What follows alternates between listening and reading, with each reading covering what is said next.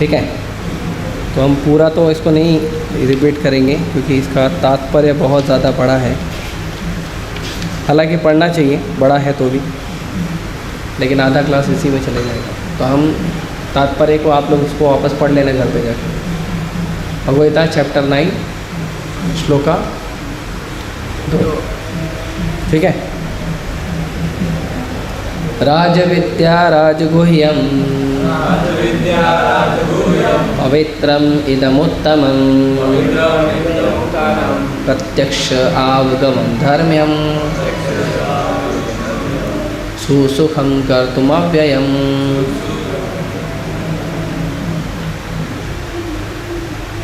तो अनुवाद है इसका, यह ज्ञान सब विद्याओं का राजा है, जो समस्त रहस्यों में सर्वाधिक गोपनीय है।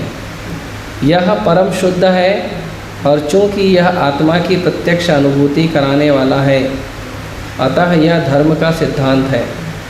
यह अविनाशी है और अत्यंत सुखपूर्वक संपन्न किया जाता है। थोड़ा सा मैं तात्पर्य पढ़ूँगा। तात्पर्य, भगवद्गीता का यह अध्याय विद्याओं का राजा राजविद्या कहलाता है, क्योंकि यह पूर्ववर्ती व्याख्यायी समस्त सिद्धांत एवं दर्शनों का सार है। भारत के प्रमुख दार्शनिक गौतम, कणाद, कपिल, याज्ञवल्क्य, शांडिल्य तथा वैश्वानर हैं। सबसे अंत में व्यासदेव आते हैं, जो वेदांत सूत्र के लेखक हैं। अतः दर्शन या दिव्य ज्ञान के क्षेत्र में किसी प्रकार का अभाव नहीं है। अब भगवान कहते हैं कि यह 9वां अध्याय ऐसे समस्त ज्ञान का राजा है। यह वेदाध्ययन से प्राप्त ज्ञान एवं विभिन्न दर्शनों का सार है। यह गुह्यतम है, क्योंकि गुह्य या दिव्य ज्ञान में आत्मा तथा शरीर के अंतर को जाना जाता है। समस्त गुह्य ज्ञान के इस राजा राजविद्या की पराकाष्ठा है भक्ति योग। ओम ज्ञानतिमिरन्धस्य ज्ञानाञ्जनशलाकया चक्षुरुन्मिलितं येन तस्मै श्रीगुरवे नमः। श्रीचैतन्यमनोभीष्टं स्थापितं येन भूतले स्वयं रूपः कथां मह्यं ददाति स्वपदान्तिकं। वन्देऽहं श्रीगुरुं श्रीयुतापदकमलं श्रीगुरुन् वैष्णवांश्च। श्रीरूपं साग्रजातं सहगण रघुनाथान्वितं तं सजीवं साद्वैतं सावधूतं परिजनसहितं कृष्णचैतन्यदेवं श्रीराधाकृष्णपादान् सहगणललिता श्रीविशाखान्तांश्च। नमो विष्णुपादाय कृष्णपृष्ठाय भूतले श्रीमते भक्तिवेदान्तस्वामिनिति नामिने। नमस्ते सारस्वते देवी गौरवाणी प्रचारिणे निर्विशेषशून्यवादी पाश्चात्यदेशतारिणे। नमो महावदन्याय कृष्णप्रेमप्रदायते कृष्णाय कृष्णचैतन्यनाम्ने गौरतुषे नमः।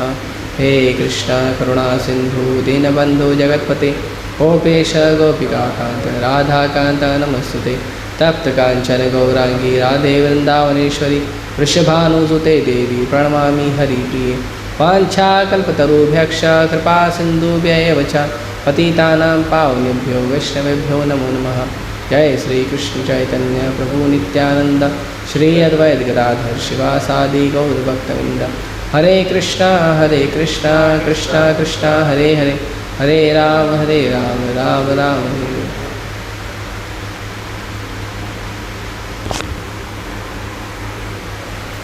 हरे कृष्ण। तो संसार में जितनी भी चीज़ें हैं वह हर चीज़ का एक जो होता है वो होता है लीडर, मुखिया, नेता। तो हर चीज़ का है।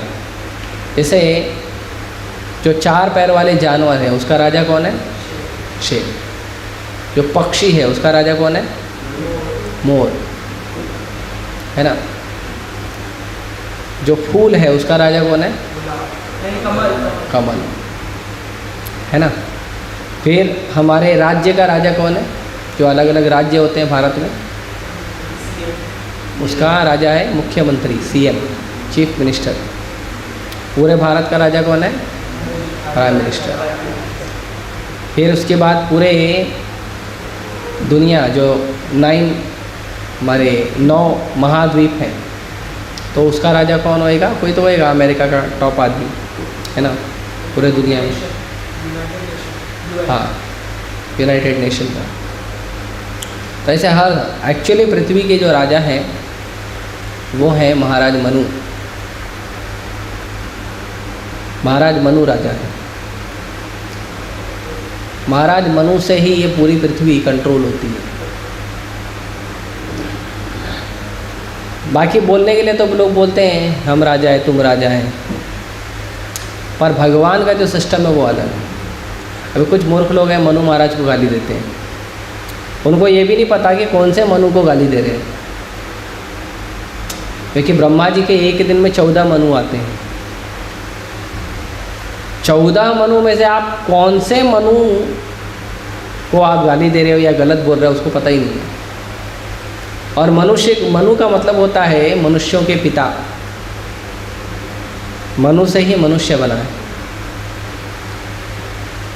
और मानव बना है। जैसे आदम से आदमी बना है ना, वो क्रिश्चियन या मुस्लिम लोग बोलते हैं आदम से आदमी बना है ना, जैसे मनु महाराज से मनुष्य बने। तो सबके राजा जो है महाराज मनु है। और महाराज मनु जो हैं वो बहुत ही रिस्पॉन्सिबल व्यक्ति होते हैं। वैदिक समय में कोई भी व्यक्ति को डायरेक्ट राजा नहीं बनाया जाता था, राजा का बेटा है तो राजा बना दो, नहीं, उसको तपस्या करवाया जाता था। बहुत तपस्या करते थे। ऐसे भारत के पूरे पृथ्वी का पहले नाम भारत था। तो उस समय के अनुसार भारत के एक राजा हुए जो भरत महाराज के पिता थे। कौन थे? महाराज ऋषभ। तो महाराज ऋषभ जो हैं उन्होंने भरत महाराज के साथ अपने 100 बेटों को ज्ञान दिया। और 100 बेटों को महाराज भरत ने क्या कहा, महाराज ऋषभ देव ने क्या कहा? ऋषभ देव भगवान के अवतार हैं, भगवान के जो वैराग का अवतार है वो भगवान ऋषभ देव हैं। तो भगवान ऋषभ देव ने कहा तपो दिव्यम। कौन सा तपस्या करना है? तपो दिव्यम, दिव्य तपस्या करना, साधारण नहीं है ना। ऐसे आजकल लोग तो करते हैं, या कुछ लोग जंगल में जाके करते हैं, हिमालय में जाके करते हैं, तो ऐसे ही साधारण तपस्या करते हैं। कुछ मैजिक के लेने के लिए, कुछ हाथ में मैजिक आ जाए, पानी पे चलने लगे, हवा में चलने लगे, मोटा हो जाएंगे, पतला हो जाएंगे। जैसे हनुमान जी के पास सारी सिद्धियाँ थी, 8 प्रकार की सिद्धियाँ होती हैं, अणिमा, लघिमा, महिमा, प्राप्ति, वशिता, इशिता, वशिता से बहुत 8 प्रकार की सिद्धियाँ होती हैं।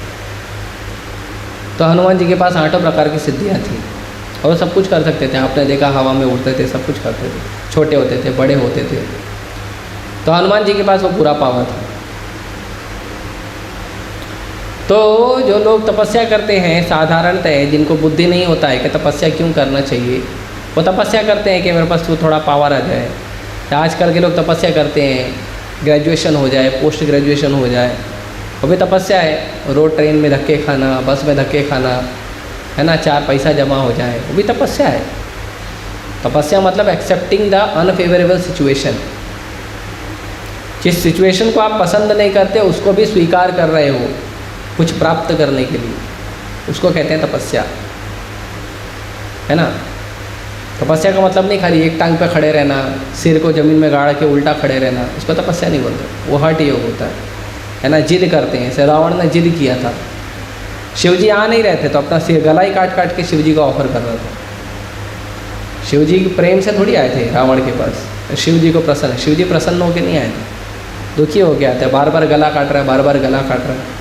शिव जी चलो ठीक है, आ जाता हूँ, आशीर्वाद दे देता हूँ। आनंद हो गया, खुश होकर नहीं आए थे। शिव जी खुश होकर आए थे प्रचेताओं के पास। दक्ष प्रजापति के बच्चे थे। दक्ष प्रजापति ने कहा कि आप लोग जाइए और तपस्या करिए, अपना जो राजपाट है उसको संभालने के पहले तपस्या करिए जाके। तो पहले लोगों को तपस्या करवाया जाता था। तो तपस्या कैसी करवाना है? तपो दिव्यम, दिव्य तपस्या कराना है। ये छोटा मोटा चीज़ के लिए तपस्या नहीं करवाना, थोड़ा मैजिक आ जाए, थोड़ा ये आ जाए, लड़का मिल जाए अच्छा, लड़की मिल जाए अच्छी, हाँ शादी करने के लिए, थोड़ा पैसा आ जाए, थोड़ा घर अच्छा बन जाए, थोड़ा गाड़ी आ जाए, थोड़ा धन आ जाए, है ना, थोड़ा फेमस हो जाएंगे, स्टार बन जाएंगे, सुपरस्टार बन जाएंगे, सिंगर बन जाएंगे, एक्टर बन जाएंगे, क्रिकेटर बन जाएंगे, ये सब के लिए नहीं। वो कैसे थे, दिव्य तपस्या करते थे। दिव्य मतलब उससे आपको जो प्राप्त होगा वो दिव्य होगा, वो इस भौतिक संसार का नहीं होगा, वो आपको दुख देने वाला नहीं होगा। संसार में जितने तपस्या लोग करते हैं वो सब तपस्या का रिजल्ट भी दुख ही देता है लोगों को। रावण ने तपस्या किया, इतने साल तपस्या किया, क्या मिला, दुख मिला फाइनली। हिरण्यकशिपु ने तपस्या किया, देवताओं के 100 वर्ष मतलब धरती के 36,000 साल उसने तपस्या किया, और जो उसको तपस्या करके उसने जो राज प्राप्ति किया वो 5 साल में ख़त्म हो गया। प्रहलाद महाराज पैदा हुए, 5 साल बड़े हुए और ख़त्म हो गए। ऐसे संसार के, भौतिक संसार के लोग तपस्या करते हैं, कुछ कुछ प्राप्त कर लेते हैं, कितना दिन चलता है। कुछ बाबा लोग होते हैं वो विभूति निकाल कर देंगे, सोना निकाल कर देंगे, चांदी निकाल कर देंगे, चैन निकाल कर देंगे, अरे हमारे बाबा तो भगवान है, तो भगवान नहीं हो, जादूगर है।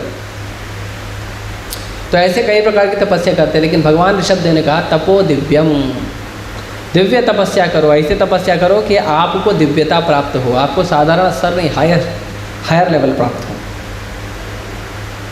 तपो दिव्यम पुत्र का ये न शुद्धेत सत्व। तो ये दिव्य तपस्या कैसी होती है, दिव्य तपस्या होती है जो क्या करती है, शुद्धेत सत्वम, हमको शुद्ध करती है।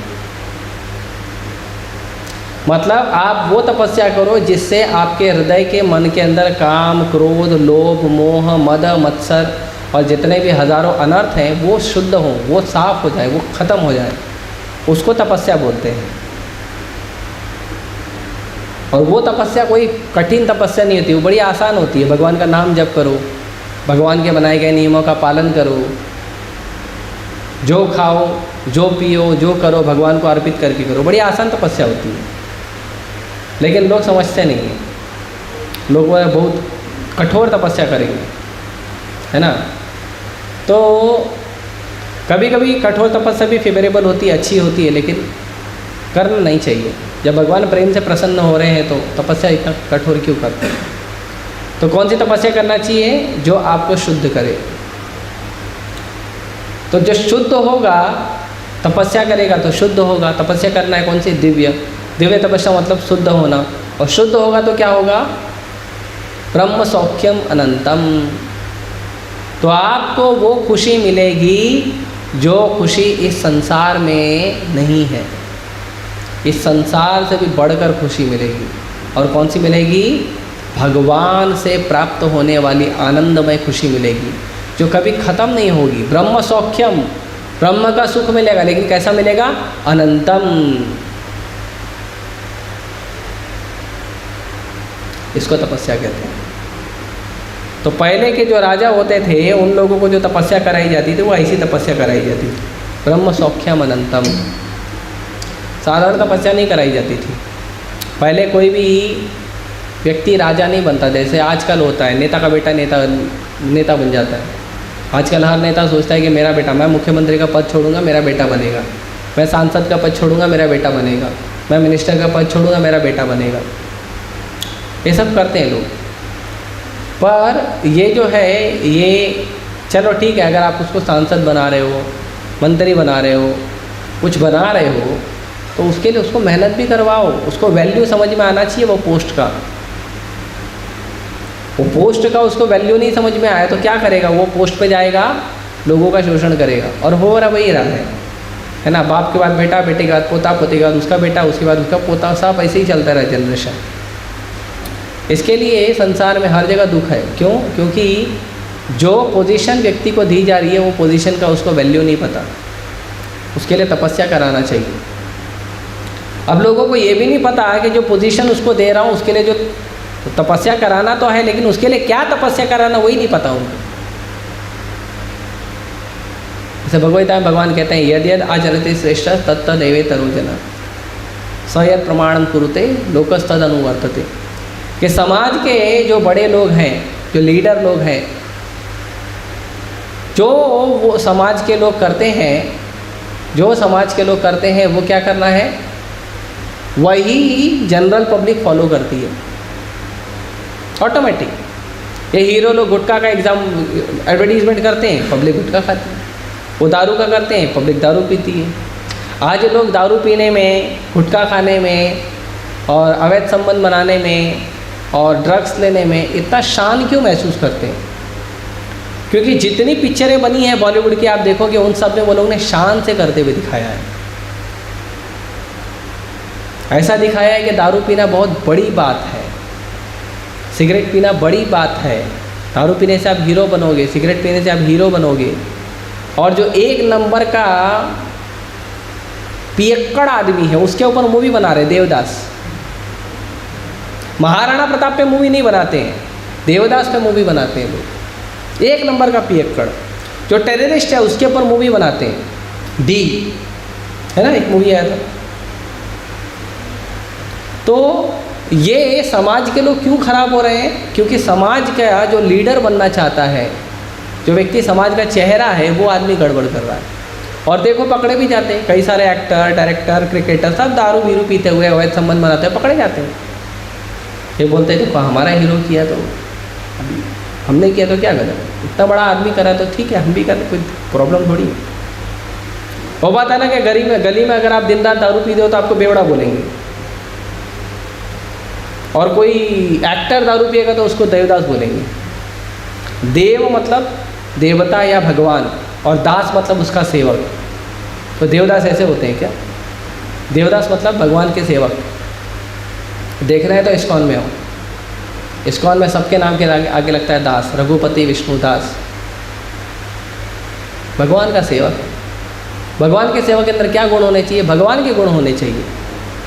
जनता की सेवा करने के लिए भगवान के जितने भी लोग मंदिर आते हैं या जितने भी लोग संसार में, उनकी सेवा का भाव होना चाहिए, वो देवदास होता है। नहीं, देवदास का मतलब फुल्ली टल्ली, ये देवदास है।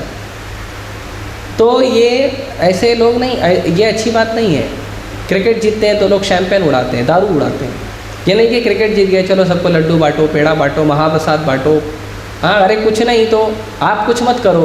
आपके स्टेडियम में कितने लोग हैं ना? 50,000 लोग हैं, ठीक है। इस्कॉन में किसी भी एक सेंटर में फ़ोन कर दो, 50,000 लोग हैं, हम कुछ खिलाना चाहते हैं। इस्कॉन वाले खिचड़ी दे के पहुँच जाएंगे, फटाफट सबको खिलाएंगे और खुशी से खिलाएंगे, और हरे कृष्णा भी बोलेंगे खिलाते समय, है ना। पर वो नहीं करेंगे वो लोग। तो समाज के जो लीडर हैं वो गलत एग्जाम्पल सेट कर रहे हैं, आज गलत एग्जाम्पल सेट कर रहे हैं। इसीलिए हमको समाज के लीडर को शुद्ध होना चाहिए। और भगवान कहते हैं जो समाज का लीडर करता है लोकस तद अनुवर्तते, समाज के सामान्य लोग भी वैसा ही व्यवहार करते हैं।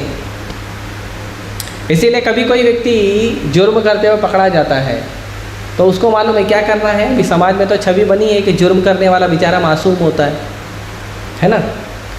मूवी में तो यही दिखाता है ना, बेचारा गैंगस्टर बना था लेकिन मासूम था बेचारा, उसकी गलती नहीं थी, है ना। उसको समाज ने ऐसा प्रताड़ित किया था, इसको गैंगस्टर मजबूरी में बनना पड़ा। इसके लिए महाभारत और रामायण के भी सभी पात्र जो खलनायक पात्र हैं, लोग उसका सपोर्ट करते हैं कि वो मजबूरी में बना था, उसको मजबूरी, उसको ऐसा कष्ट दिया गया कि वो बना था, है ना। तो लोग इसके लिए उनका सपोर्ट करते हैं। क्यों करते हैं? इसी कारण से। तो कोई भी जुर्म करता है, कोर्ट में जाके बोलता है साहब मेरी कोई गलती नहीं है, मैं मजबूरी में कर दिया, तो सज़ा 10 साल की जगह 7 साल हो जाती है, 5 साल हो जाती है उसकी। तो ठीक है चलो बेचारे ने मजबूरी में किया था, पर ऐसी बात वो स्वीकार नहीं करना चाहिए। आपके जीवन में जो तकलीफ आई है वो आपके कर्मों से आई है, मजबूरी क्या है। और उस प्रॉब्लम को स्वीकार करके अच्छा काम करने के बजाय तुमने उस प्रॉब्लम को और ज़्यादा पेचीदा कर दिया, तुमने और ज़्यादा पाप कर दिया, तो आपको दंड मिलना चाहिए, सीधा सीधा हिसाब है। लेकिन लोग जाते हैं कोर्ट में रोते हैं। मैंने एक कोट पढ़ा था, किसी ने शेयर किया था, पता नहीं शेयर करने वाला लिखा था नीचे बाबा साहब आम्बेडकर ने कहा है। वो कोट था कि इंसाफ मिलने में अगर देरी होती है तो वो भी नाइंसाफ़ी कहलाई जाती है। ये कोट था। तो मैंने बोला आज भी तो वही हो रहा है। कौन सा इंसाफ दूसरे दिन मिल जाता है या एक हफ्ते में, एक साल में मिल जाता है? हाँ, रगड़ते रहते हैं। एक छोटा जोक सुनाता हूँ। एक बूढ़ा आदमी था, है ना, करीबन 60 साल की उसकी उम्र थी। तो उसका केस आया कोर्ट में। क्या केस था कि उसने लड़की छेड़ा था। तो जज बोलता है, अरे तुमको शर्म आनी चाहिए, तुम्हारी उम्र 60 साल की है और तुम लड़की छेड़ते, गलत बात है ना। तो बूढ़ा बोलता है, जज साहब मैंने 40 साल पहले लड़की छेड़ी थी, जिसको छेड़ी थी वो भी अपने पोते के साथ आई है।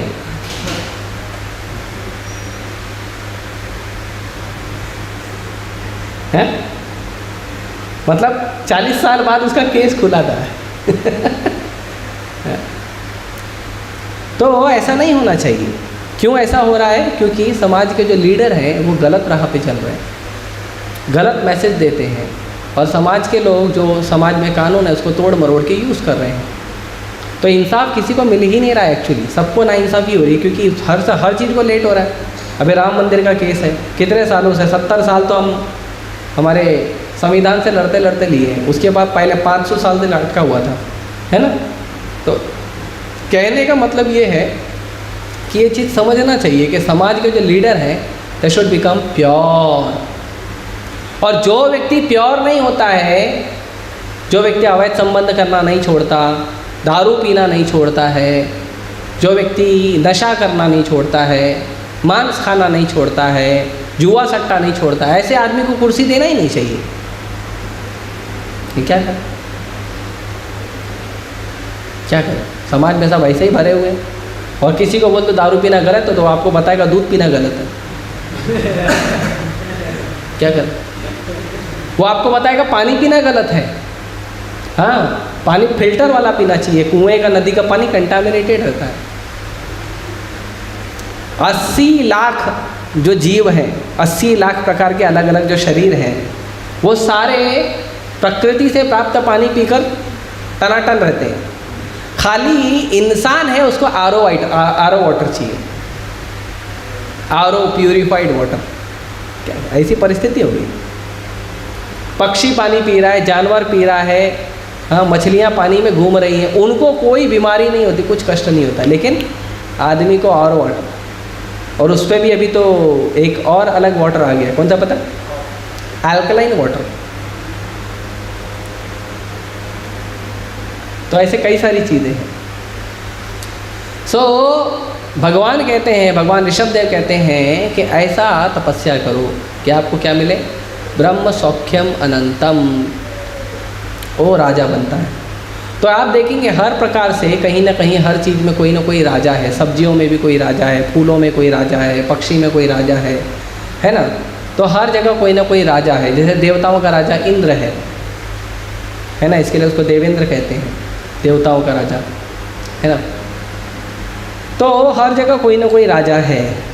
ऐसे ही ज्ञान में भी कोई राजा है। ज्ञान का भी एक राजा है, और वो क्या है? श्रीमद् भगवत गीता।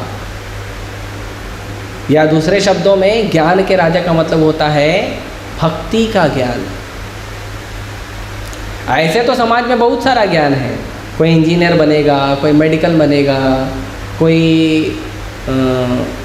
वकील बनेगा, कोई पुलिस बनेगा, है ना। बहुत सारा ज्ञान है समाज में, है ना। कोई कंप्यूटर का काम करेगा, कोई कॉमर्स का काम करेगा, कोई आर्ट्स का काम करेगा।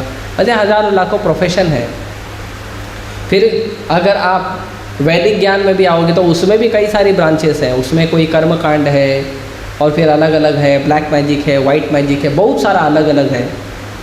हाँ, फिर उसमें भी और प्यूरीफाई हो कि जो सबसे हायर, जो फाइनल क्रीम होता है, जैसे दूध होता है, दूध को बार बार प्रोसेस में डालते हैं, तो दूध का जो फाइनल प्रोडक्ट होता है वो होता है घी, सबसे प्यूरिफाइड। तो जो घी होता है वो घी प्यूरिफाइड फॉर्म है दूध का, है ना। तो जो घी है वो बहुत ज़्यादा इम्पॉर्टेंट होता है, इसीलिए दूध से ज़्यादा महंगा होता है घी। दूध से महंगा होता है दही, दही से महंगा मक्खन, मक्खन से महंगी घी, है ना। तो वैसे ही हर चीज़ में जब कोई राजा है, वैसे ही ज्ञान को जब आप देखोगे, प्रोसेस में डालोगे, तो उसका जो राजा है वो है भगवान कृष्ण की भक्ति। और भगवान भगवद्गीता में अब 9वें अध्याय में वही चीज़ बताते हैं।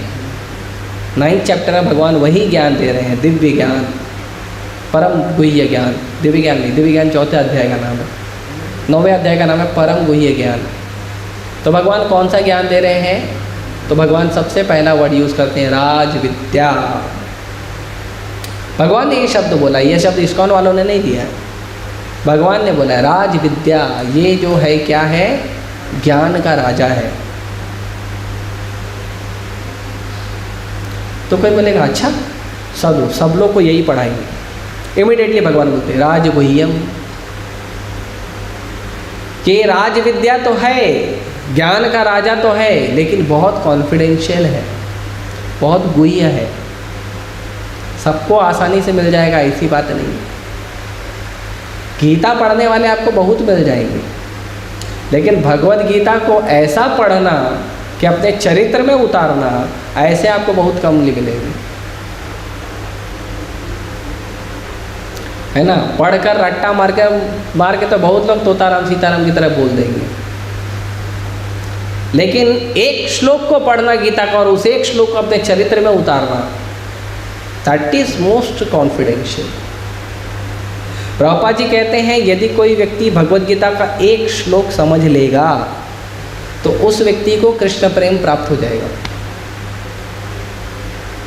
अभी कितने लोग को प्राप्त हुआ मुझे मालूम, मुझे तो अभी तक हुआ नहीं, मैं भी ट्राई कर रहा हूँ, प्रयास कर रहा हूँ, गीता बार बार पढ़ता हूँ।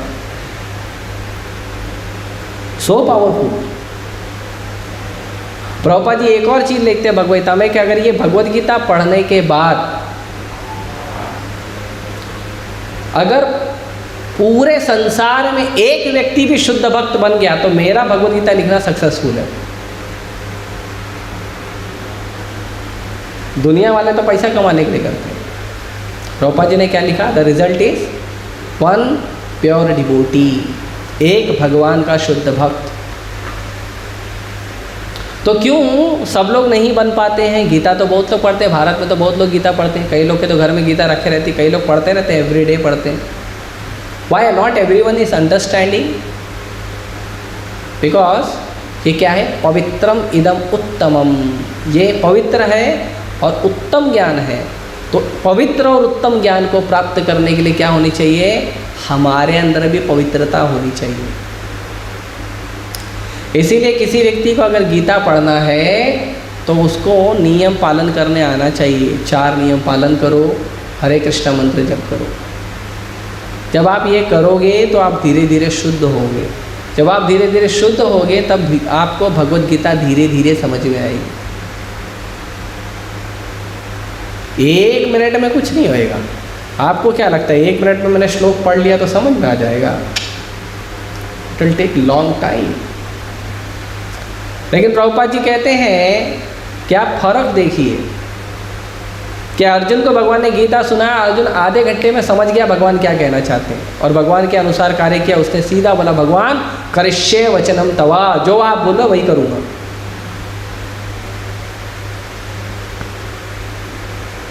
और हम लोग प्रभु जी देखो ना, घर में ये है, घर में वो है, ऐसा चीज़ है, वैसा चीज़ है, हजारों बहाने।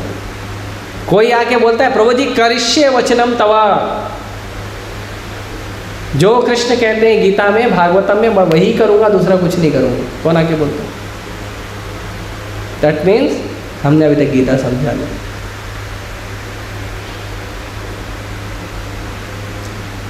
तो पवित्रम इदम उत्तमम, ये पवित्र है, सबसे पवित्र ज्ञान है, सबसे पवित्र ज्ञान। और फायदे की बात तो ये है कि ये सबसे पवित्र ज्ञान है लेकिन सबके लिए अवेलेबल भी है। सबसे उत्तम ज्ञान है लेकिन सबके लिए अवेलेबल भी है, सबके लिए अवेलेबल है। ऐसा कोई नहीं है जिसके लिए भगवद गीता नहीं अवेलेबल है। वेद पढ़ने के लिए क्वालिफिकेशन चाहिए, टॉप क्लास का ब्राह्मण होना चाहिए तो वेद पढ़ने का क्वालिफिकेशन है। लेकिन भगवद गीता में भगवान बोलते हैं स्त्रियों वैश्यास तथा शूद्रा स्थिति यांति परम गति। जैसे शास्त्रों में, वेद में और कई जगह पे बताया गया है कि जो स्त्री होती है, जो वैश्य होते हैं, जो शूद्र होते हैं, उनको कम बुद्धि होता है। मैं नहीं बोल रहा हूँ, शास्त्र बोल रहा है। तो कल को आ जाएंगे वुमेन एम्पावरमेंट वाले, है ना, महिला आयोग वाली, स्त्रियों को कम कैसे बोला, कम बुद्धि कैसे बोला। तो कम है इसीलिए तो आगे ना लड़ाई करने पड़ा होता हूँ बैठ के। लड़ने कौन आता है, इसकी बुद्धि कम होती है। जो समझने का प्रयास करता भाई क्यों बोला, उसके बाद बुद्धि है। जो समझने का प्रयास नहीं करता मतलब लड़ने आ जाते हैं। आजकल कुछ भी, आप कुछ भी बोलो, कोई ना कोई ग्रुप आ जाएगा लड़ने के लिए। पागल हो क्या, मतलब है ही नहीं बुद्धि। तो इन लोगों को कहा गया है कम बुद्धि है या कम समझ में आता है, तो कहते हैं तो भी ये लोग भक्ति को प्राप्त कर सकते हैं, ये लोग भगवान के परम धाम को प्राप्त कर सकते हैं, ये लोग भगवत गीता पढ़ सकते हैं। तो ये बहुत महत्वपूर्ण है। और कैसा है ये भगवद गीता? प्रत्यक्षम आवगमम धर्मम, एकदम प्रत्यक्ष है, एकदम प्रैक्टिकल है। कोई भी व्यक्ति भगवद गीता को पढ़ेगा, उसका लाइफ में वो जो कर रहा है उसके प्रैक्टिकली उसके काम आएगा भगवद गीता। कोई व्यक्ति ऐसा नहीं बोल सकता कि मैंने गीता पढ़ा और मेरे जीवन में काम नहीं आया, स्पेशली अगर वो इस्कॉन से भगवद गीता पढ़ता है तो। क्योंकि इसमें प्रभुपाद जी ने बहुत सिंपल तरीके से श्लोक को तात्पर्य में कन्वर्ट करके बताया है कि आपके जीवन में ये कैसे काम आएगा। तो हर व्यक्ति के लिए भगवद गीता जो है वो कैसा है? Practical applied knowledge. उसके जीवन में जो काम वो कर रहा है उस काम में भगवद गीता सहायता करेगी। पढ़ाई कर रहा है, उसका पढ़ाई अच्छा हो जाएगा। जॉब कर रहा है, उसका जॉब अच्छा हो जाएगा। बिजनेस कर रहा है, उसका बिजनेस अच्छा हो जाएगा। घर में जो गृहिणी है, घर का काम कर रही है, उसके घर के काम में परफेक्शन आएगा। कोई आर्टिस्ट है, उसका आर्ट परफेक्ट होगा। जो काम आप कर रहे हो उस काम में आप देखोगे परफेक्शन मिलेगा, उस काम में आप देखोगे बहुत सुंदरता आएगी। भगवद गीता इतना पावरफुल है। कोई दुनिया का व्यक्ति नहीं बोल सकता कि भगवद गीता मैंने पढ़ा और मेरे काम नहीं आई। हाँ, अगर वो श्लोक पढ़ के ऐसे पंडित की तरह पान खा के श्लोक पढ़ के चले गया तो हम कुछ नहीं बोल सकते। But it is following Bhagavad Gita, then 100% Bhagavad Gita will help you. 100% Bhagavad Gita उसकी सहायता करेगी। फिर तो कैसी है ये? प्रत्यक्ष आवगमम धर्म्यम, कंप्लीटली प्रैक्टिकल है। और कैसा है? अभी कोई बोलेगा प्रभु जी प्रैक्टिकल तो आप बोल रहे हो, लेकिन मालूम है कैसे धर्म वर्म की चीज़ें ने सब करने में बहुत कष्ट होता है। इतने नियम कौन पालन करेगा? ऐसे इस्कॉन में आ जाओ, इस्कॉन में आते ही बोल देते देखो तुमको 4 नियम पालन करना है ना, दारू शराब नहीं पीना है, चाय कॉफ़ी भी नहीं पीना है। बोले ठीक है, दारू शराब तो ठीक है, चाय कॉफ़ी कैसे छोड़े? जो बोलते हैं मांस नहीं खाना है और कांदा लहसुन भी नहीं खाना। अरे ये तो आती ही हो गई आपकी। अरे मांस नहीं खाना, चलो ठीक है, ब्राह्मण है भाई, नहीं खाएंगे, कांदा लहसुन भी मना कर रहे हो आप। फिर अवैध संबंध नहीं करना है ना, एक नारी ब्रह्मचारी रहना है।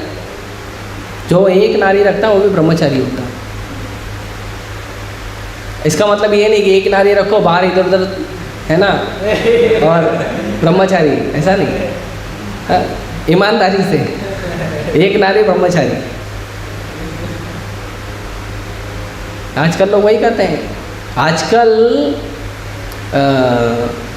सही ठहराया जाता है एक्स्ट्रा मैरिटल अफेयर्स को।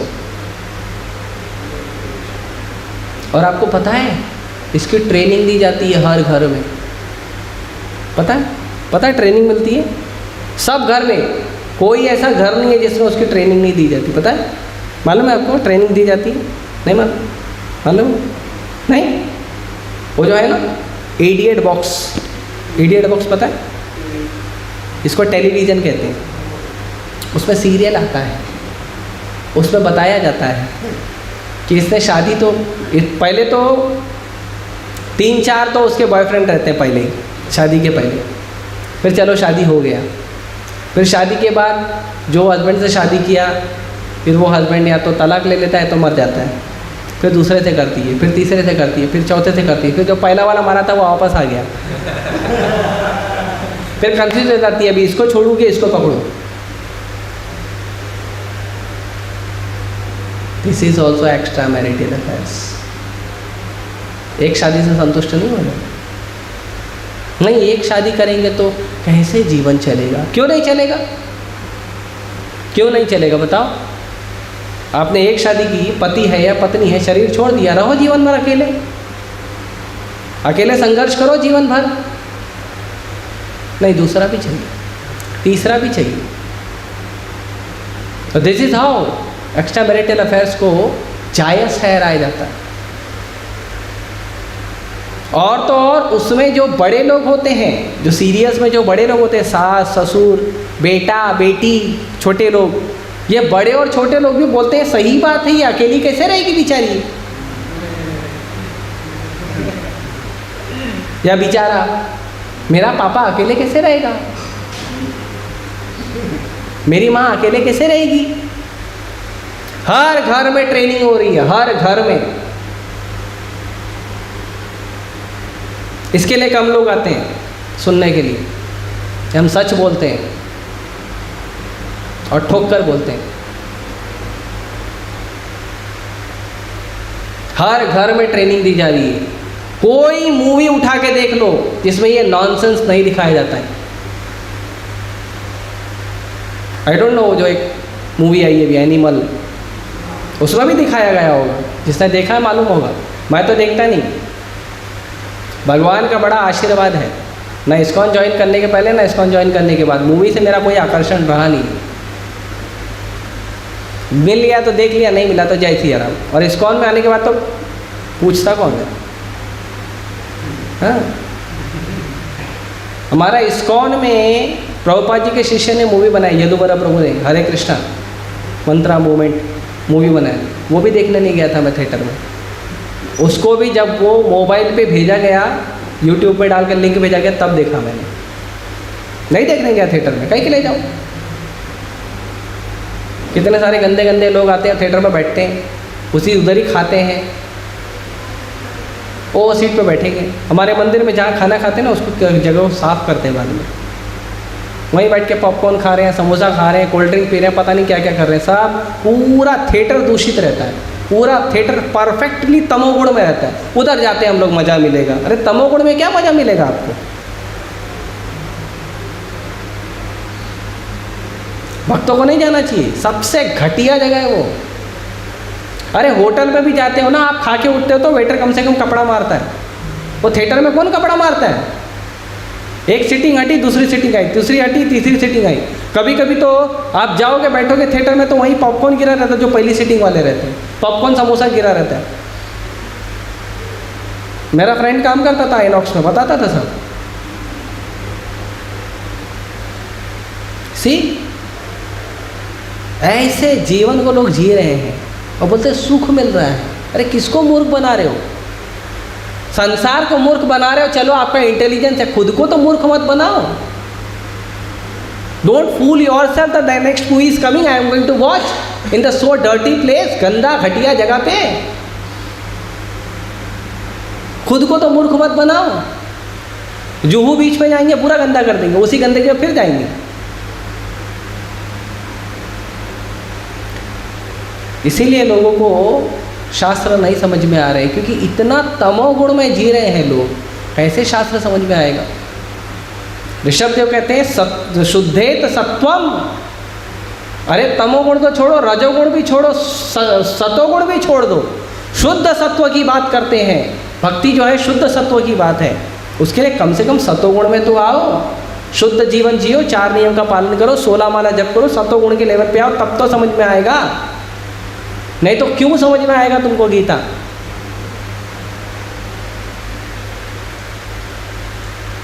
बहुत इंपॉर्टेंट ये चीज़ समझ। और कैसा है? सुसुखम कर्तुम अव्ययम। और ये जो चीज़ है भगवत गीता, ये जो भगवान का ज्ञान है, इसको जब आप करोगे तो क्या मिलेगा मालूम है? सुख नहीं मिलेगा, सुसुखम। तो स्वागतम नहीं बोलते, क्या बोलते हैं? सुस्वागतम। तो सुखम नहीं है, सुसुखम। पवित्र सुख मिलेगा आपको, आनंदमय सुख मिलेगा। ऐसा सुख मिलेगा जिसमें दुख बिल्कुल नहीं होगा। और कर्तुम अव्ययम, और जो आप सुख का ये करोगे, जो आप कार्य करोगे भक्ति योग में भगवान के ज्ञान को प्राप्त करके, भगवान के ज्ञान के अनुसार जो आप कार्य करोगे वो कार्य कैसा होगा?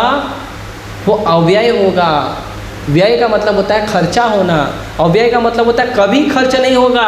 आपने जो सेवा कर दी कृष्ण के चरण में वो 100% और हमेशा के लिए, अनंत काल के लिए वो परमानेंट हो जाती है।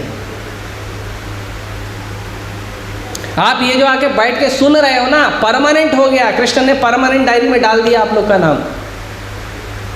17 तारीख को दिसंबर में 2023 को ये बच्चे आके हरे कृष्ण मंदिर में गदा हॉल में बैठ के लेक्चर सुन रहे थे। परमानेंट हो जाता है, रिकॉर्ड। इसके बाद प्रसाद खाएंगे वो भी रिकॉर्ड, इसके बाद प्रसाद की तारीफ करेंगे वो भी record. Yes, Krishna do, Krishna करते हैं ऐसा। परमानेंट रिकॉर्ड हो जाएगा। आप जो करोगे, हरे कृष्ण मंदिर में एक कदम चलोगे वो रिकॉर्ड में चले जाता है। हमको तो पता ही नहीं, हमको बोलते हैं प्रभु जी ठीक है यहाँ से आप ना राइट चले जाओ। हमको क्या लगता है ठीक है 10 मीटर है ऐसे ही चले जाएंगे। यू डोंट नो 10 मीटर में कितना कदम चला, रिकॉर्ड में चले गया आपका। प्रसाद खाया रिकॉर्ड में चले गया, कीर्तन किया रिकॉर्ड में गया, कृष्ण को देखा रिकॉर्ड हो गया, कृष्ण को प्रणाम किया रिकॉर्ड हो गया, किसी भक्त को देखा बोला कितना सुंदर दिखता है, रिकॉर्ड। ये अव्यय है, ये कभी खर्च नहीं होता और 100% परमानेंटली कृष्ण उसको रिकॉर्ड में डाल देते हैं। उसको कोई मिटा नहीं सकता क्योंकि डायरी कृष्ण के पास है, मिटाएगा कौन?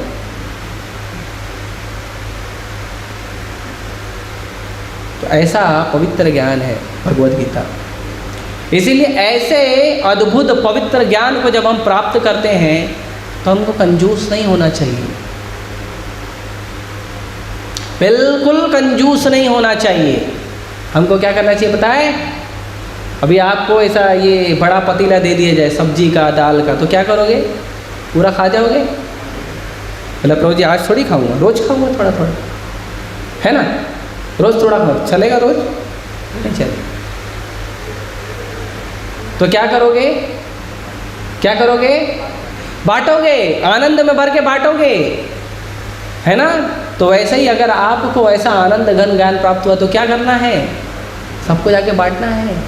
भगवद गीता मैराथन चल रहा है, सबसे पवित्र ज्ञान है, राज विद्या है। मैं जब कोटा में बुक डिस्ट्रीब्यूशन करता था ना, मैं बोलता था king of knowledge Bhagavad Gita, जोर से चिल्लाता था मैं। हाँ, ऐसे 100 बच्चे ऐसे जा रहे हैं, लाइन बना के ऐसे बच्चे निकलते रहते हैं, बड़ी बड़ी कोचिंग है वहाँ पर। जोर से चिल्लाता king of knowledge Bhagavad Gita, राज विद्या भगवद गीता।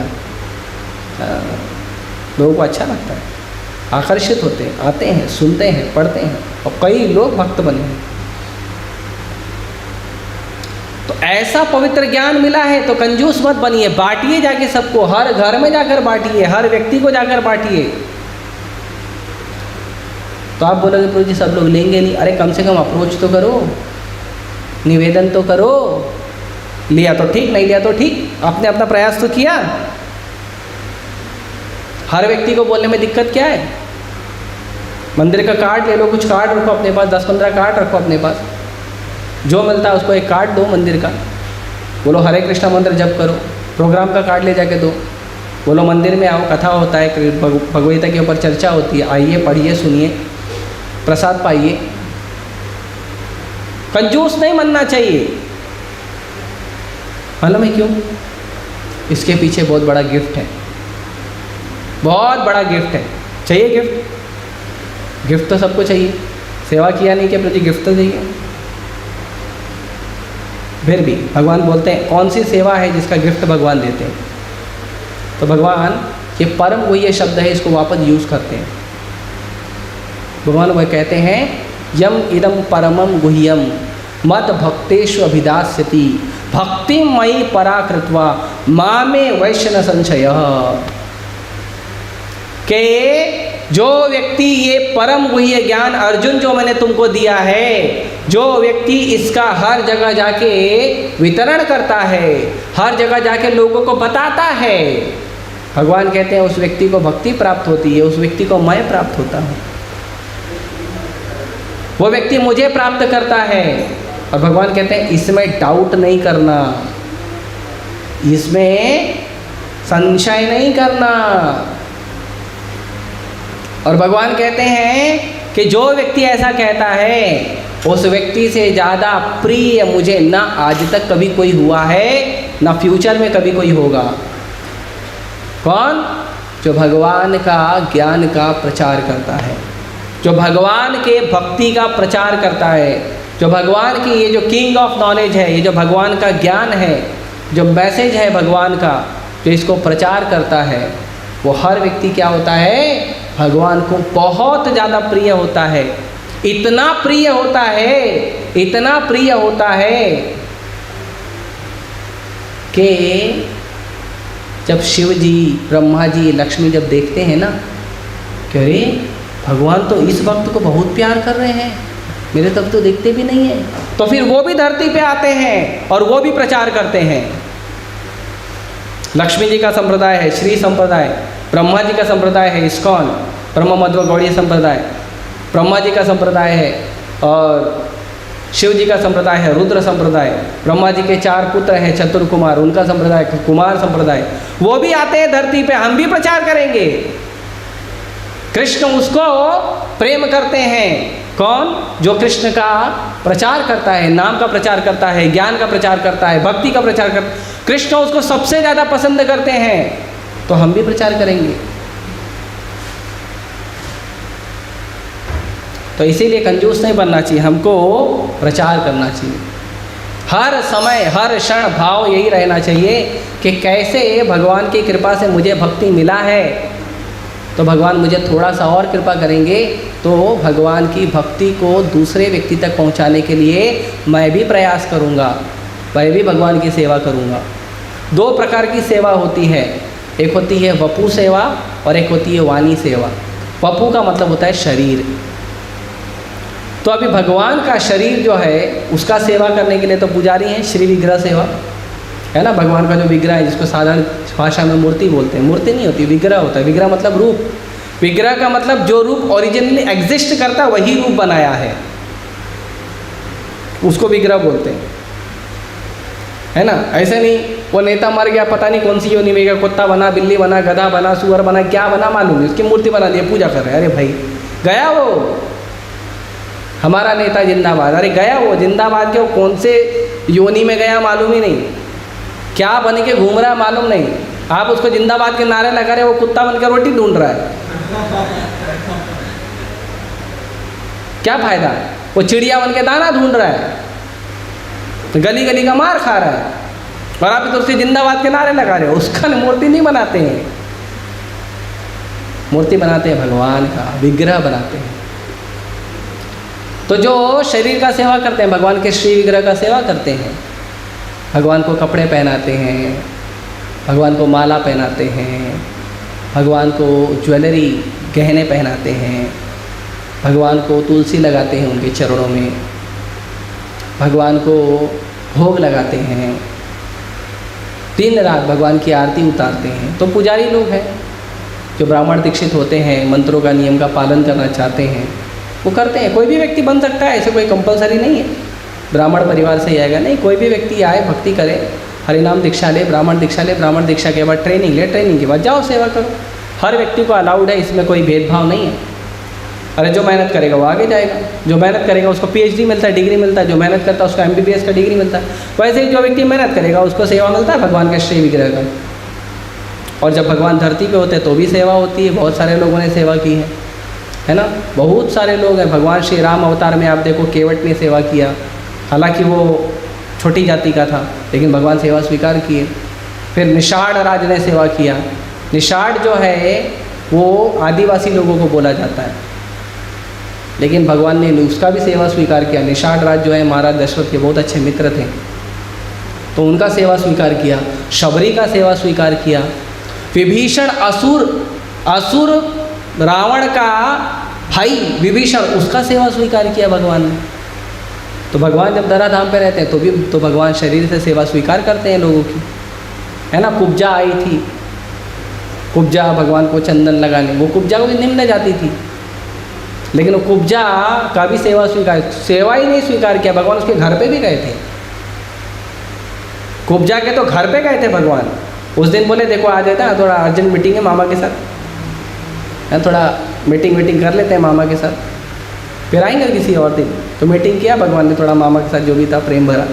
बाद में गए भगवान कुब्जा के घर पे, भगवान बलराम जी दोनों गए थे। तो भगवान सेवा स्वीकार करते हैं, शरीर को सेवा। अब हम शरीर का सेवा नहीं कर सकते हैं तो क्या करेंगे? तो वाणी का सेवा करो। ऐसे सब लोग शरीर का सेवा कर सकते हैं। आप भगवान के श्री विग्रह का सेवा नहीं कर सकते तो भगवान का फ़ोटो रखो एक घर में, राधा रास बिहारी का, और फ़ोटो को आप सेवा करो। फ़ोटो को आप फूल चढ़ाओ, उनको भोग लगाओ, है ना, जो भी आप भोग लगाते हो उनको लगाओ, पानी खिलाओ, फल खिलाओ, भोग लगा सकते हो। तो वपु सेवा वाणी सेवा दोनों करते हो। और वाणी सेवा जो भगवान ने ज्ञान दिया है भगवद गीता का, भागवतम का प्रचार करो। भगवान धरती पे आते हैं तो 3 काम करने आते हैं। पहला, साधु की रक्षा। सबसे पहला साधु को रक्षा प्रदान करने आते हैं। और अगर बेटर वर्ड में बोलेंगे तो साधु से प्रेम करने आते हैं, भक्तों से प्रेम करने आते हैं, भक्तों से प्रेम संबंध को एक्सचेंज करने आते हैं। भगवान को पता है जो साधु है, भगवान का भक्त है, उसको वैसे भी डर नहीं रहता किसी चीज़ का। ऐसे वो डरता नहीं है, असुर आ गया बोले ठीक है जो करना करो, डरते नहीं भक्त लोग, बिल्कुल नहीं डरते। बताओ प्रभुपाद जी अकेले 70 साल की उम्र में अकेले चले गए अमेरिका। उनको कितने लोग बोले अरे आप अमेरिका में कैसे रहोगे, आप मांस नहीं खाते हो, शुद्ध वैष्णव हो, और एक बूढ़ा आदमी। अमेरिका में बूढ़े लोग का इज्जत नहीं होता है। अरे माँ बाप बूढ़े होते निकाल के फेंक देते हैं उनको सड़क पर, वृद्धाश्रम में डाल देते हैं। जो भारत में वृद्धाश्रम खोल रहे हैं ये कहाँ है? वो विदेश का ही कल्चर है। उनको उठा के फेंक देते सड़क पे। ये भारत का बूढ़ा आदमी जा रहा है, अच्छा खासा वृंदावन बैठ के भजन कर रहे थे दामोदर मंदिर में, राधा दामोदर मंदिर में, वो चले गए अमेरिका।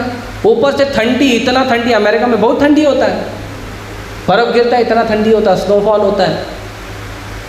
ऊपर से करने क्या जा रहे हैं?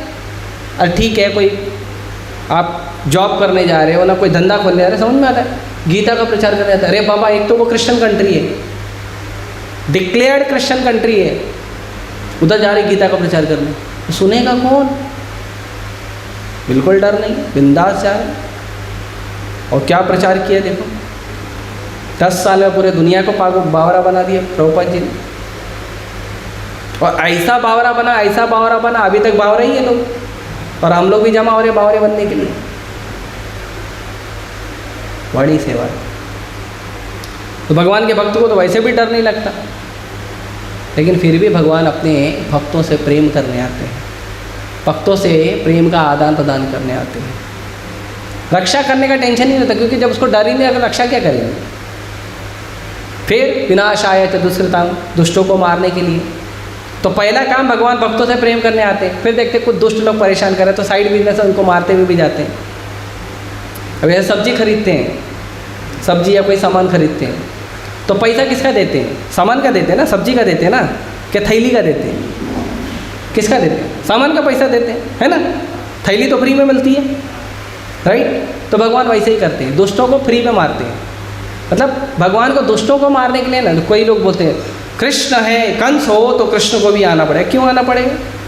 ऐसे ही मार देंगे उसको, फोन लगाएंगे माया देवी को, हरे कृष्णा माता दुर्गा हिसाब करो, वो ऐसे ही खत्म कर देंगे। वो भी जब प्रकट हुई थी दुर्गा तो कंस कांपने लगा था, अभी तो नहीं हो जाएगा मेरा हिसाब किताब। तो माता दुर्गा बोली ठीक है, आ रहा है वो मारेगा। तो भगवान खुद आ रहे तो दुर्गा माता बोली मैं क्यों हाथ खराब करूँ, भगवान देंगे कृपा, तुमको वैकुंठ देंगे। तो भगवान ऐसे ही करते हैं, दुष्टों को मारने के लिए भगवान को आने की ज़रूरत नहीं। अब कितने सारे पावरफुल लोग हैं भगवान के पास, शिव है, दुर्गा है, गणेश है, हनुमान है। रावण को हनुमान बोले, हनुमान जी ही रावण को बोले, क्या बोले मालूम है? कि तुझे वरदान है कि तू किसी के हाथों नहीं मरेगा, लेकिन वरदान में ना थोड़ा कमी है। वरदान में तुमने ब्रह्मा जी को बोला था कि नर और वानर को तो मैं ऐसे ही मार दूंगा, तो रावण तेरे को तो मैं अभी इधर पटक के ख़त्म कर सकता हूँ, लेकिन मैं नहीं चाहता तुझे मारूँ, मैं तुझे मौका दे रहा हूँ, भगवान की शरण ले ले। हनुमान जी बोले, हाँ। तो भगवान को असुरों को मारने को कोई टेंशन नहीं है। असुरों को तो अंगद गया था, मार के आ जाता। अंगद का पैर नहीं पकड़ा, हिला पाए। रावण आया पैर पकड़ने, अंगद बोलता मूर्ख कहीं का, मेरा क्यों पकड़ा था, राम का पकड़ जाके। है? तो भगवान के भक्तों में इतनी शक्ति है, भगवान कर सकते हैं। नहीं, भगवान आते हैं तो बोलते हैं चलो ठीक है आया हूँ तो थोड़ा क्या बोलते हैं रेसलिंग भी खेल लूँ, है ना, रेसलिंग करें, थोड़ा फाइटिंग डिशुम भी करके जाएंगे। पता ना हीरोगिरी कब पता चलती है, जब थोड़ा धूम धड़ाका करता है तब हीरोगिरी पता चलती है।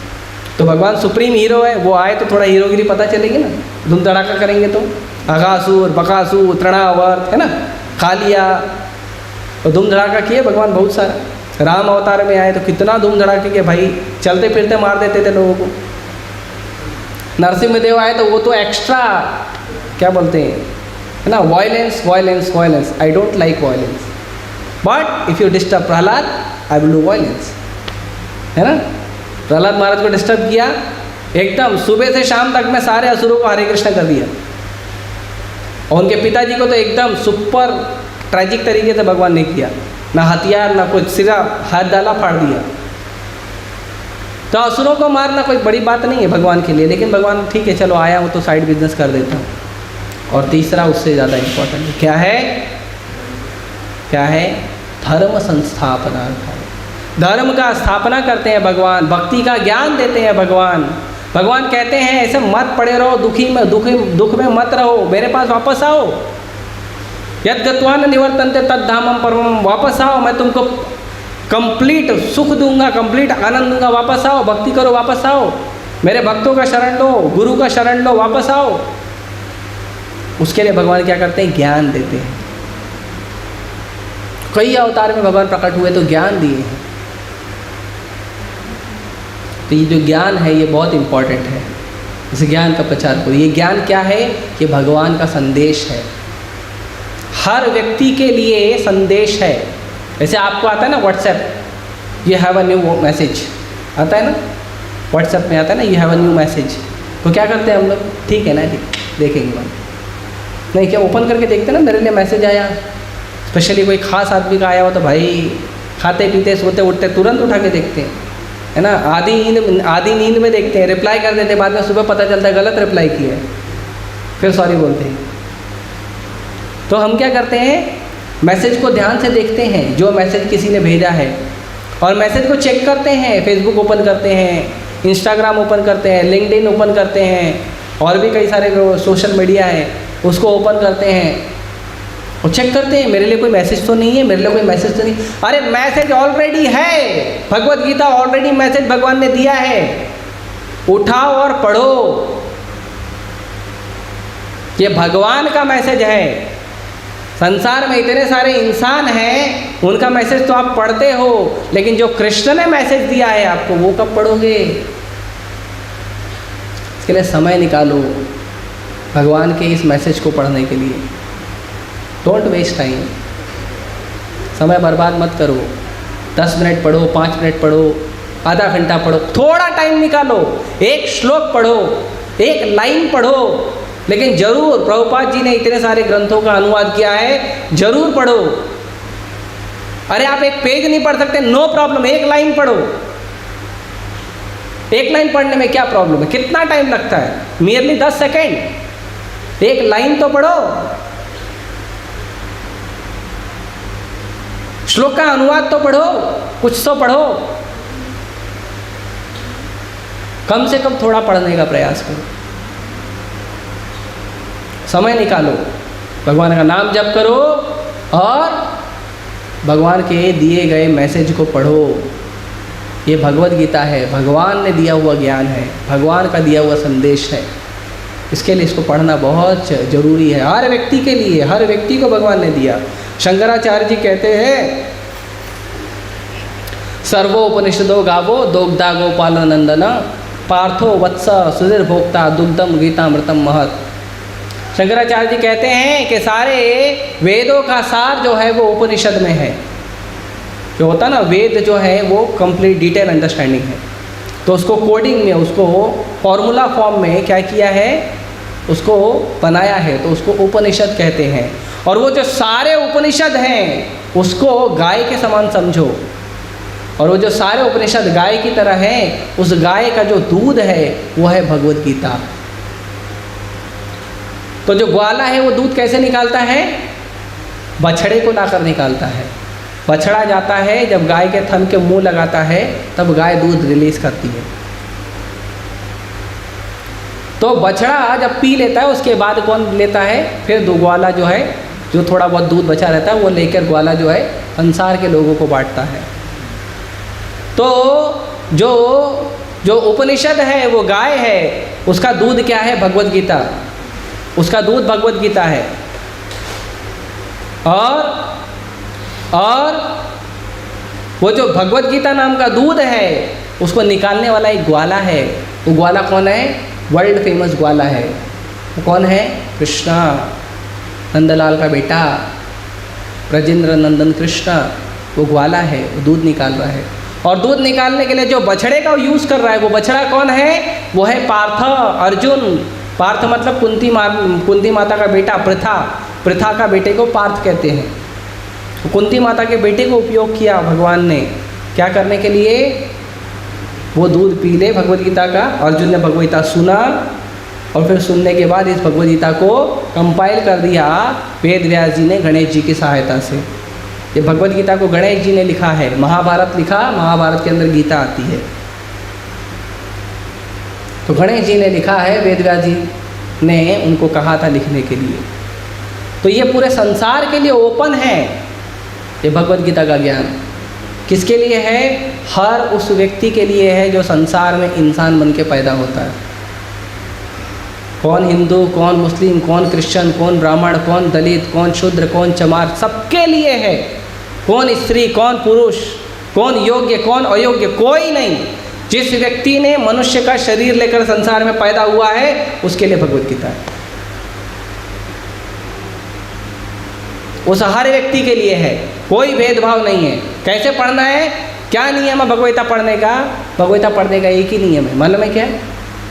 उसको पढ़ो, यही नियम है, और कोई नियम नहीं है। कैसे पढ़ूं? जहाँ से पढ़ सकते हो वहाँ से पढ़ो, जैसे पढ़ सकते हो वैसे पढ़ो। पढ़ना ही उसका नियम है। ऐसे कई बार लोग आते हैं, बोलते हैं हरे कृष्ण मंत्र जप करने का नियम क्या है? एक ही नियम है, जप करो, दूसरा कोई नियम ही नहीं है उसका। और चैतन्य महाप्रभु प्रकट हुए थे, उन्होंने हरे कृष्ण मंत्र का प्रचार किया, तो उनको प्रणाम करके पढ़ो बस, है ना। पंचतत्व प्रणाम मंत्र, श्री कृष्ण चैतन्य प्रभु नित्यानंद श्री अद्वैत गदाधर शिवासादि गौर भक्तवृंद। तो भगवान को प्रणाम करो और बस चालू करो, हरे कृष्णा कृष्णा कृष्णा हरे हरे, हरे राम राम राम। भगवान को प्रणाम करो, मंत्र चालू करो। तो बस यही मंत्र, यही उसका ज़रूरत है। भगवान का प्रसाद है, कैसे खाना? बस खाओ ना, खाने चालू करो, जहाँ से मिला वहाँ से खाओ फटाफट। भक्ति का बड़ा सिंपल नियम है। कीर्तन में नाचने का नियम क्या? अरे भाई जैसे आता वैसे नाचो। भगवान की भक्ति बड़ी सिंपल है, जैसे आता वैसे करो, नो प्रॉब्लम। धीरे धीरे आप समझ जाओगे कैसे करना है, बड़ा आसान है। इसीलिए भगवान के संदेश का हर व्यक्ति को प्रचार करो। ये जो मैसेज है हर व्यक्ति को, हमारे अंदर हमेशा ये भाव होना चाहिए कि किस तरह से मैं लोगों को भगवद गीता की ओर लेकर आऊँ, किस तरह से लोगों के पास भगवद गीता लेकर जाऊँ, भागवतम लेकर जाऊँ। भगवद गीता भागवतम बड़ी बुक है, तो उसके आधार पे छोटी छोटी पुस्तकें प्रभुपाद जी बना, वो लेकर जाओ, पढ़ो और प्रचार करो। लोगों को कहो एक पेज पढ़ो, एक लाइन पढ़ो, नो प्रॉब्लम, पढ़ो, थोड़ा पढ़ो। आप आस्तिक हो, नास्तिक हो, ऐसे हो वैसे हो, जो हो आप, नो प्रॉब्लम, पढ़ो। उसको पढ़ना बहुत ज़रूरी है। तो भगवद गीता को पढ़िए, ये भगवान का संदेश है, इसको पढ़िए, लोगों को प्रचार करिए, अपना जीवन आनंदमय बनाइए और दूसरों के को भी ये आनंद बांटिए, कंजूस मत बनिए। ठीक है? हरे कृष्णा कृष्णा कृष्णा हरे हरे, हरे राम राम राम हरे कृष्ण। किसी का कोई प्रश्न है? क्या करते हो? इवेंट करते हो? हाँ,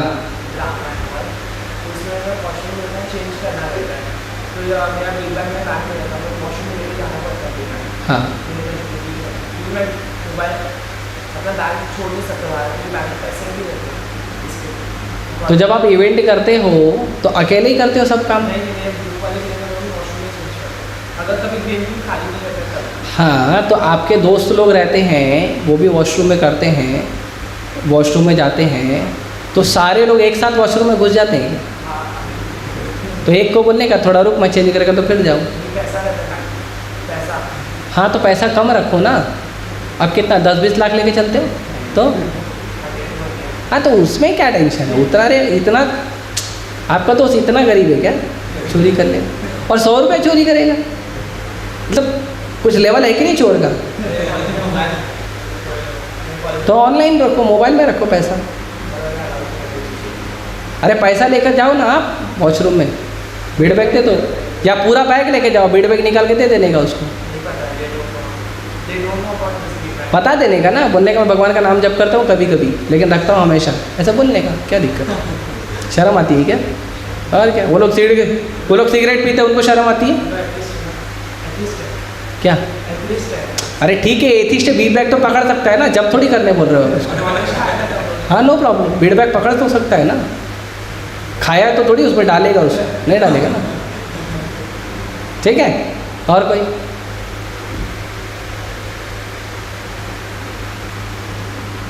ठीक है, हरे कृष्णा। श्रील प्रभुपाद की जय।